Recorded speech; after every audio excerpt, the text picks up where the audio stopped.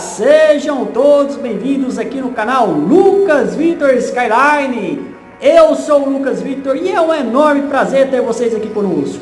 Vou pedir, caso você ainda não seja um turista do nosso canal, não é um inscrito ainda, não deixe de se inscrever e curtir os nossos conteúdos. E se você já é um inscrito, já é um turista, já é daqui de casa, não deixe de deixar o seu joinha aí para o canal continuar crescendo. Hoje falaremos da cidade de Iturama, lá em Minas Gerais. Vamos conhecer um pouco mais do lugar. Fizemos imagens aéreas exclusivas com o nosso drone. Então veja a seguir, Iturama. Iturama, população estimada em 2020, 39.690 habitantes. O município de Iturama está localizado no estado de Minas Gerais, na região do Triângulo Mineiro e à margem direita do Rio Grande, bem na divisa com o estado de São Paulo. E está também a 750 km da capital Belo Horizonte. Iturama se destaca como centro regional do Pontal do Triângulo Mineiro, nas áreas de saúde, educação, comércio, hotelaria e serviços. A economia é baseada na agricultura, pecuária e prestações de serviço. Agora que conhecemos um pouco mais de Iturama, vamos dar aquela sobrevoada com o nosso drone sobre a cidade.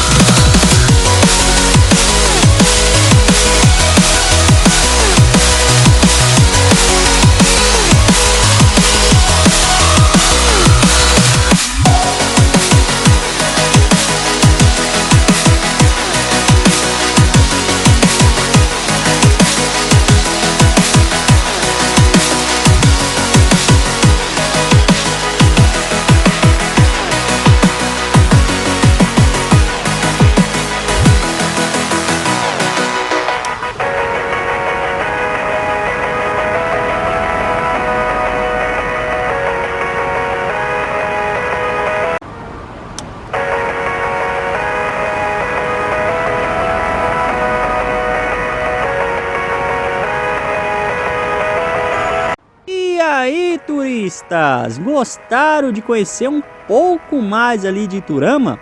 Se vocês gostaram, deixa aquele joinha aí para fortalecer o canal. Se você ainda não é um inscrito do nosso canal, não deixe de se inscrever e curtir os nossos conteúdos. Um grande abraço e até o próximo vídeo.